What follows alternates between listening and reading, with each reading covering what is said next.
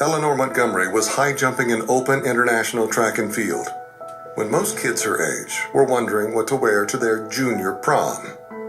But the thought of his teenage daughter competing in meets far from home made Eleanor's pastor father a bit concerned. Only after her coach, the legendary Marilyn West, pledged to watch over his daughter as if she were her own, did Reverend Montgomery condone the travel. It's a fact that Eleanor Montgomery was a seasoned competitor by the time she was 14, displaying the poise of a veteran athlete when going up against formidable opposition. As gifted as she was in the vertical jump, she was also exceptional in the long jump and heptathlon too. Once she had outpaced the local competition in her native Cleveland, Ohio, and while barely into high school, she found herself competing against women nearly twice her age in places far from home. Montgomery excelled despite that intimidating fact, capturing her first U.S. National High Jump Championship in June of 1963, and then later that summer taking the gold medal in the high jump at the Sao Paulo, Brazil Pan Am Games. All this, mind you, before her 15th birthday. Between 1963 and 1969, she practically owned the U.S. National High Jump Championships, winning her event title each year except 1968.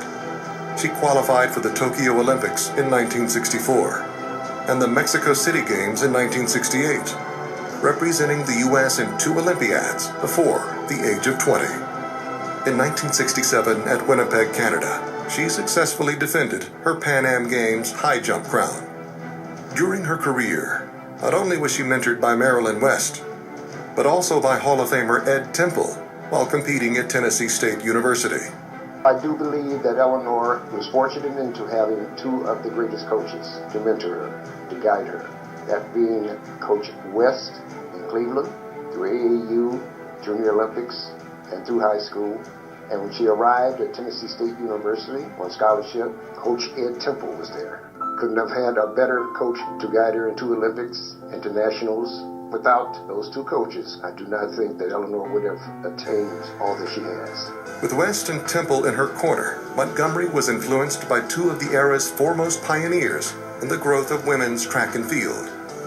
It was at the 1969 National Championships that she scored her personal best jump, a leap of 5 feet 11 inches, for a time the American outdoor record. And despite not earning an Olympic medal, Montgomery is widely considered a trailblazer in U.S. women's high jumping. When her coach Marilyn West was in the final stages of her life in 2011, it was Eleanor Montgomery who was at her mentor's side to the end. And no medal can replace that kind of devotion.